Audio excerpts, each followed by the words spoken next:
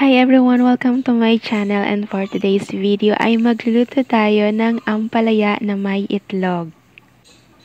May ilalagay tayong sangkap para hindi natin malasahan ang pait ng ampalaya kahit hindi natin ito binabad sa tubig na may asin. Kaya guys, tara na, samahan niyo na ako magluto.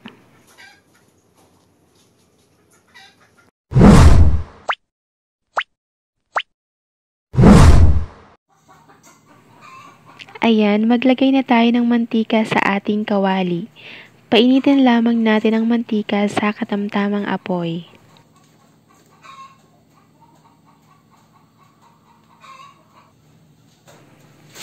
At kapag mainit na ang mantika, ilagay na natin ang hiniwang bawang. Ayan, lutuin lang natin ang bawang ng ilang segundo.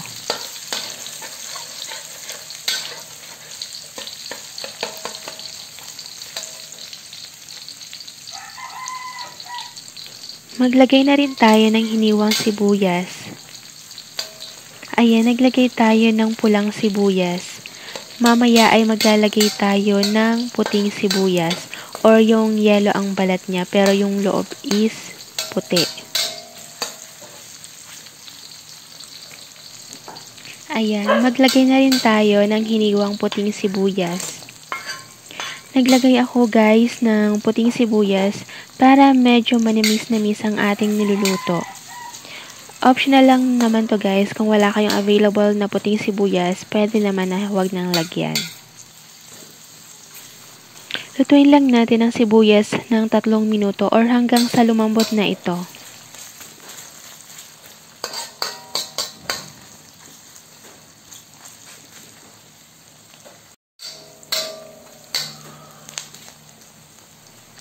Ayan, luto na ang sibuyas at bawang. Ilagay na natin ang ating ampalaya, hiniwang ampalaya.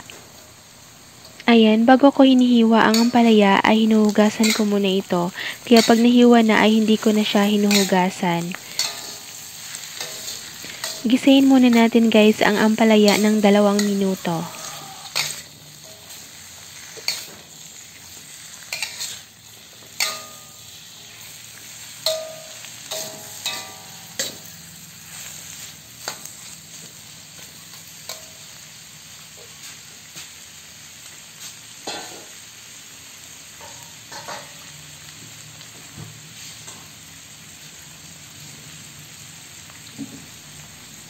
Ayan, pagkatapos ng 2 minuto, lagyan na natin ito ng soy sauce. Ayan, sa paglalagay ng soy sauce, hindi natin malalasan ang pait ng ampalaya. Kasi ma-absorb nito ang soy sauce. Kahit hindi natin ito binabad sa tubig na may asin. Haluin lang natin yan.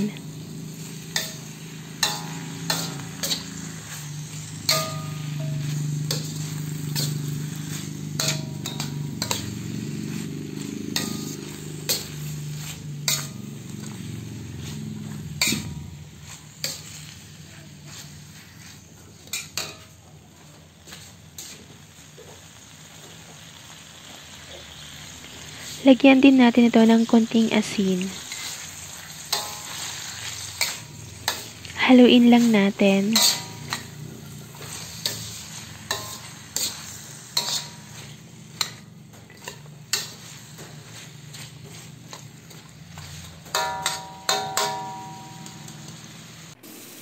Ayan, sa mga nakaabot na po sa part na to at hindi pa po kayo nakasubscribe, please to subscribe na po para madagdagan naman ang ating mga subscribers. And paki-like na rin po pala itong video. Thank you and God bless!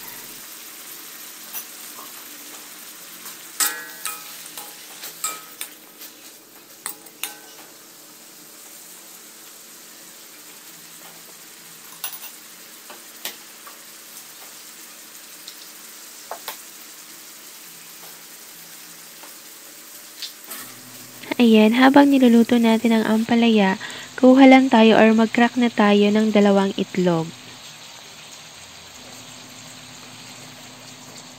Batihin lang natin ang itlog, nilagyan natin ito ng konting asin.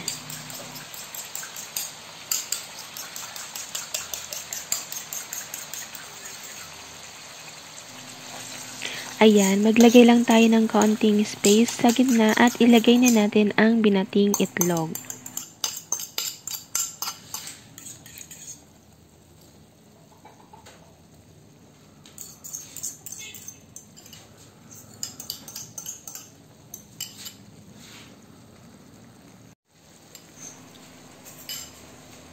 Ayan, at ihalo na natin ito sa ampalaya.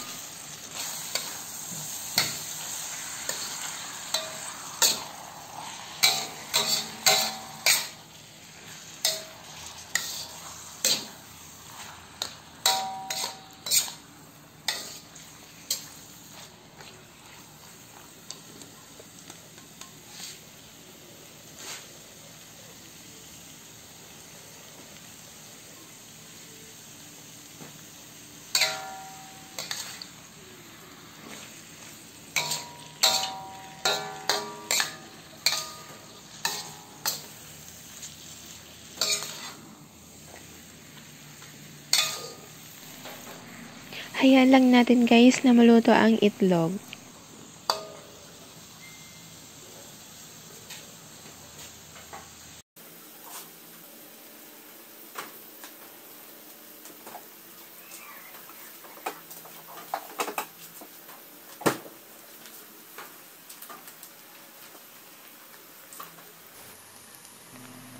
Ayan, para mas lalong sumarap ang ating nilulutong ampalaya, lagyan natin ito ng oyster sauce.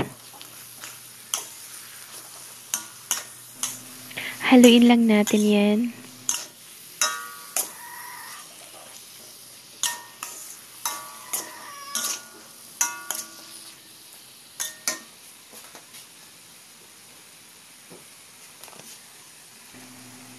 Lagyan din natin ito guys ng kaunting tubig.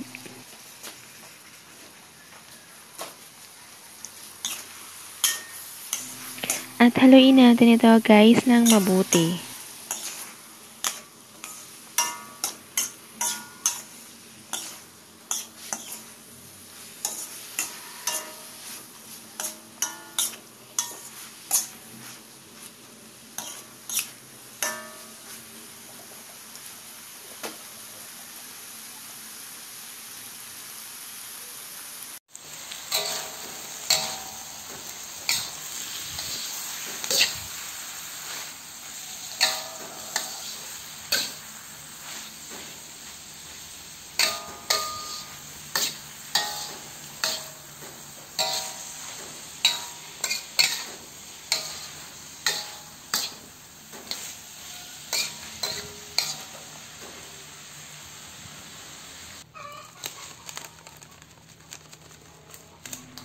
Lagyan din natin ito guys ng pampalasa, pero kung okay na sa inyo ang lasa, pwede rin naman na wag nang lagyan.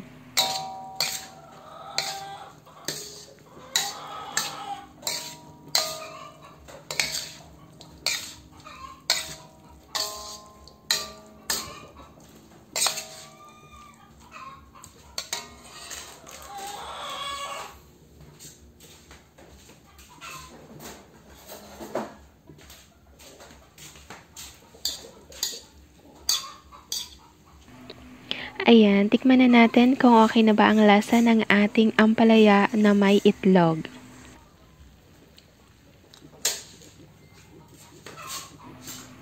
Ayan guys, tapos na tayong magluto. I-off na natin ang apoy at iserve na natin ito habang mainit pa with rice.